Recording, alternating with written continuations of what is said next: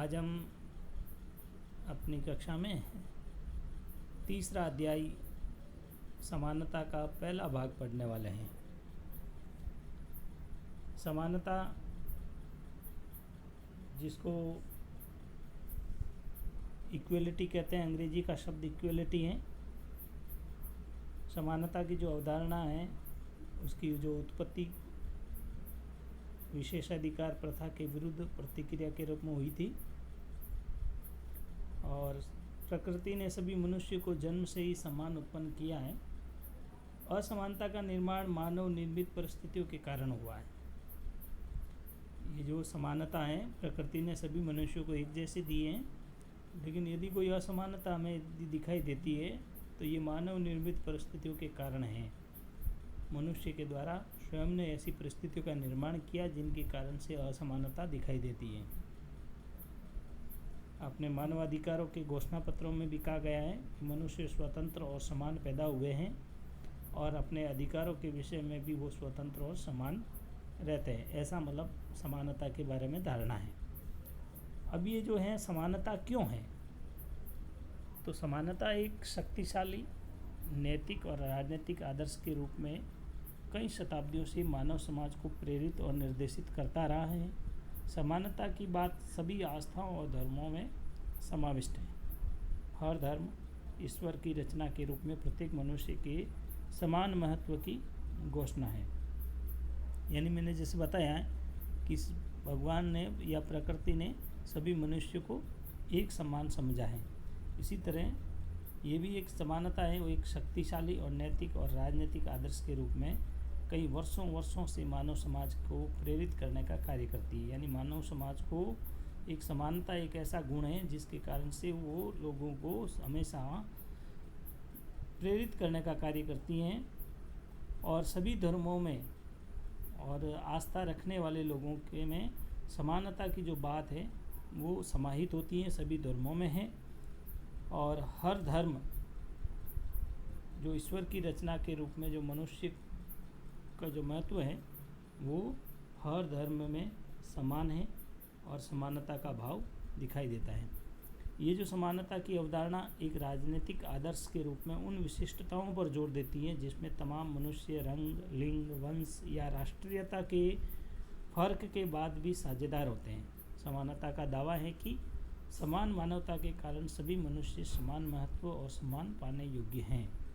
साझी मानवता की यह धारणा है कि सार्वभौम मानवाधिकार या मानवता के प्रति अपराध जैसी धारणाओं के पीछे रहती है। यानी ये जो समानता है ये एक राजनीतिक रूप से आदर्श विशिष्टता है, इसमें विशेषता है जो मनुष्य के रंग, लिंग, वंश या राष्ट्रीयता के आधार पर वो ज़रूर अलग अलग है। हम देखते हैं कि अपने देश में विभिन्न जाति के लोग भी रहते हैं, विभिन्न मतलब रंगों में भी देखते हैं तो परिवर्तन है, लिंग के आधार पर भी है, कुछ भाषाओं के आधार पर भी है, कुछ वंश के आधार पर है। ये सब अलग होते हुए भी हम एक साझेदार के रूप में रहते हैं और एक समानता का भाव रखकर अपन साथ में जीते रहते हैं। यही समानता जो है वो मानवता के कारण ही, ऐसी समान विचारधाराओं के कारण ही, मानवता के कारण ही सभी मनुष्य का जो महत्व है वो समान रूप से होता है और सबको ही सम्मान पाने का अवसर प्राप्त होता है। अब ये कहते हैं कि जो साझी मानवता है, यानी ये सामूहिक रूप से जो हमारी मानवता का ये जो व्यवहार है वो एक सार्वभौमिक मानवाधिकार है, यानी इस भूमि पर सर्वमान्य है और यही मानवता जो है मानवता के प्रति अपराध जैसी धारणाओं को पीछे रखती है। यानी ऐसी जो समान विचारधारा है या सभी को समानता देना या सम्मान देना, ये जो हमारे अंदर जो ये मानवता है, ये मानवता ऐसी है जो ऐसे मानवता के जो अपराध होते हैं, ऐसी जो धारणाएं होती है उनको काफ़ी हद तक पीछे रख देती है। इसलिए ये जो समानता है ये विभिन्न प्रकार की या तमाम प्रकार की विभिन्नताएं होते हुए भी हम एक साझेदार के रूप में और एक दूसरे का सम्मान करते हैं और एक दूसरे को महत्व देते हैं। बहुत सी सामाजिक संस्थाएं और राज्य सत्ता लोगों में पद, धन, हैसियत या विशेषाधिकार की असमानता कायम रखती है।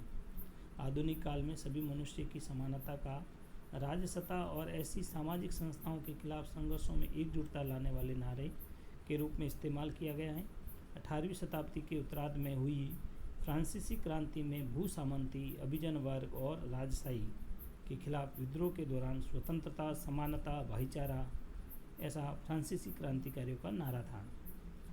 कह रहे हैं कि बहुत सारी सामाजिक संस्थाएं और राज्य सत्ता में जो लोग हैं वो अपने पद के कारण, अपने धन के कारण, अपना विशेष अधिकार कि वो अपने आप में एक असमानता कायम रखते हैं। यानी वो उनको अपने आप पर पद का, धन का, हैसियत का कोई विशेष अधिकार उनको प्राप्त है तो उनका उसको गर्व होता है। इसके कारण से वो अन्य लोगों को अपने से ऐसा नीचा समझता है, या कह सकते हैं कि वो बराबर नहीं समझता है। इसके कारण से वो खुद असमानता कायम करता है। जैसे मैंने प्रारंभ में बताया था कि प्रकृति ने तो सभी मनुष्य को एक से समान माना है, लेकिन ये जो असमानताओं का जो कारण है वो मानव निर्मित है। तो इस प्रकार से ये यहाँ सिद्ध होता है कि जो व्यक्ति होते हैं वो अपने पद, धन और हैसियत के आधार पर असमानता कायम करते हैं। आधुनिक काल में जो भी मनुष्य हैं वो मनुष्य सभी मनुष्य की समानता का राजसत्ता और ऐसी सामाजिक संस्थाओं के खिलाफ संघर्षों में एकजुटता लाने वाले नारे के रूप में हुआ।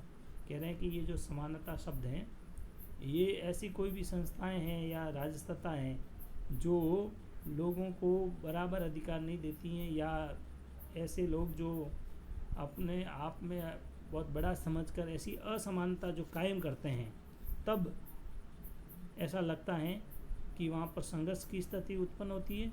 और जब संघर्ष की ऐसी स्थिति उत्पन्न होती है तो वह ऐसे समानता और स्वतंत्रता जैसे शब्दों का वो इस्तेमाल करते हैं वहाँ पर। यानी जब उनको लगता है कि भाई मेरे साथ अच्छा न्याय नहीं हुआ है, हम सभी एक ही देश के नागरिक हैं या एक ही समाज के नागरिक हैं, एक ही राज्य के नागरिक हैं, फिर भी मेरे साथ इस प्रकार का भेदभाव किया जा रहा है या मेरे साथ ठीक से मेरा व्यवहार नहीं किया जा रहा है, मेरा सम्मान नहीं हो रहा है, तो ऐसे में वो संघर्ष की स्थिति उत्पन्न होती है।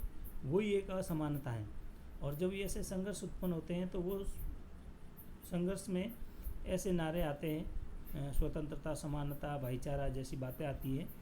तो उसी को लेते हुए कहते हैं कि 18वीं शताब्दी के उत्तरार्ध में जब फ्रांस की क्रांति हुई तो फ्रांस की क्रांति में क्या हुआ था, वहाँ पर भी बहुत भूसामंती लोग थे और अभिजन वर्ग यानी जो लोगों के समूह के रूप में रहते थे और वो अपने आप को उच्च वर्ग मानते थे ऐसे। और तीसरा राजशाही, ऐसे तीनों के खिलाफ विद्रोह हुए थे और उन विद्रोह के दौरान उन्होंने अपनी स्वतंत्रता, समानता और भाईचारा का नारा देते हुए उन्होंने फ्रांसीसियों ने क्रांति की थी। तो ये जो असमानताएं उत्पन्न होती है ये किससे होती है? स्वयं मानव निर्माण करता है इसका। समानता की मांग 20वीं शताब्दी में एशिया अफ्रीका के उपनिवेश विरोधी स्वतंत्रता संघर्षों के दौरान भी उठी थी और ये लगातार उन संघर्षरत समूह द्वारा उठाई जा रही है जो महसूस करते हैं कि उन्हें समाज में किनारे कर दिया गया है, जैसे कि महिलाएं या दलित। कह रहे हैं कि ये जो 20वीं शताब्दी में एशिया और अफ्रीका के अंदर भी जो विदेशी उपनिवेशक थे और वो अपना जो साम्राज्य विस्तार कर रहे थे उसके कारण से वहाँ पर भी अपनी स्वतंत्रता की प्राप्ति के लिए संघर्ष हुए थे। और उन संघर्ष में के दौरान भी ऐसे कई मतलब कह सकते हैं समानता जैसे और स्वतंत्रता जैसे शब्दों का इस्तेमाल किया गया और लोगों ने संघर्ष किया।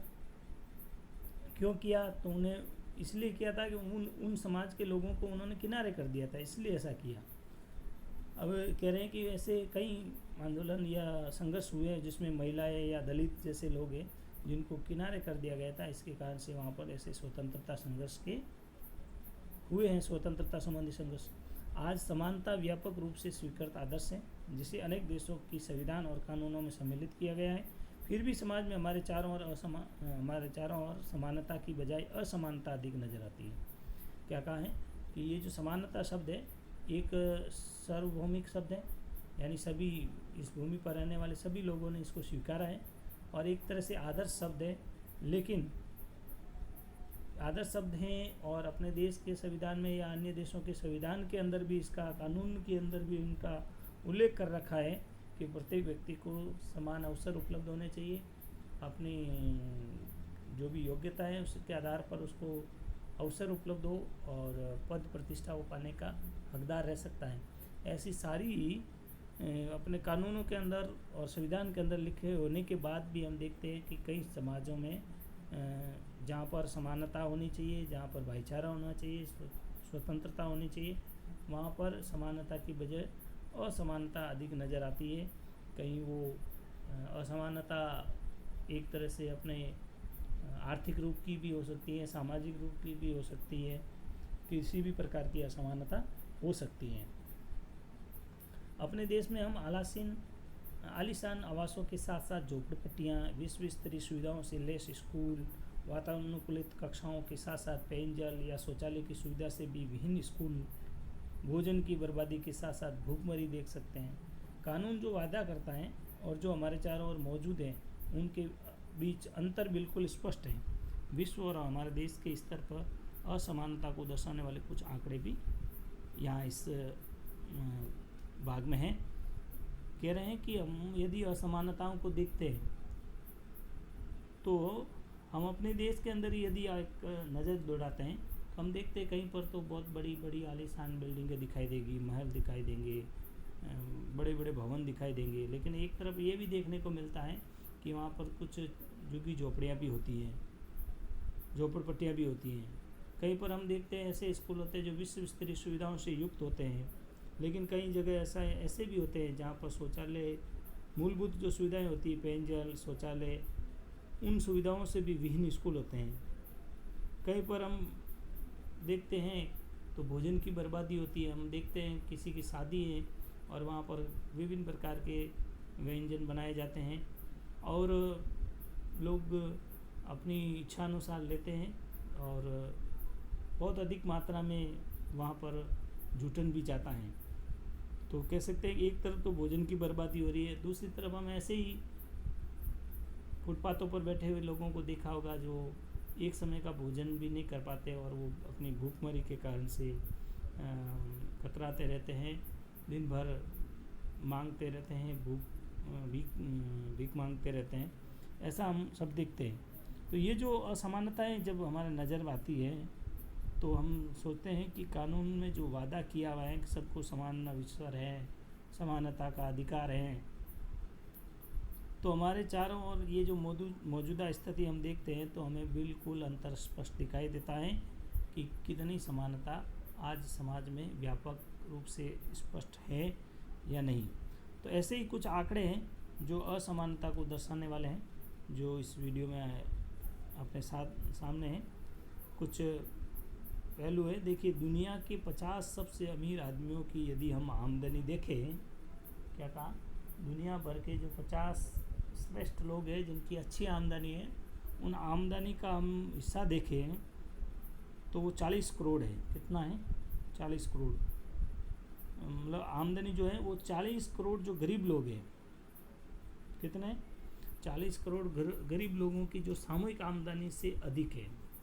यानी 50 लोग हैं जिनकी आमदनी इतनी मात्रा में है कि 40 करोड़ यदि गरीब लोग हैं वो सामूहिक रूप से अपनी इनकम जो भी होती है उनको इकट्ठा भी कर ले तो उनकी कई गुना ज़्यादा होती है। यानी 50 लोग 40 करोड़ लोगों से ज़्यादा कमा लेते हैं।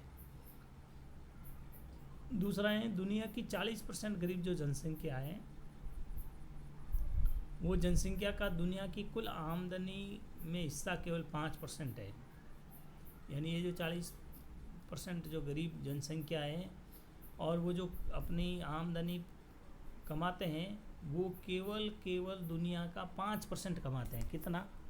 5%। जबकि जो अमीर लोग हैं, और अमीर लोगों में भी हम गिनती करें तो 10% अमीर लोगों की यदि इनकम देखी जाए तो वो दुनिया की 54% आमदनी पर नियंत्रण करते हैं। यानी 10% लोग जो है वो 54% आमदनी पर अपना प्रभुत्व रखते हैं, जबकि 40% गरीब लोग हैं वो केवल 5% की आमदनी ही प्राप्त कर सकते हैं। ये कितना बड़ा अंतर है, देखिए। इसी तरह तीसरा और एक अंतर उदाहरण लेकर आया हूँ।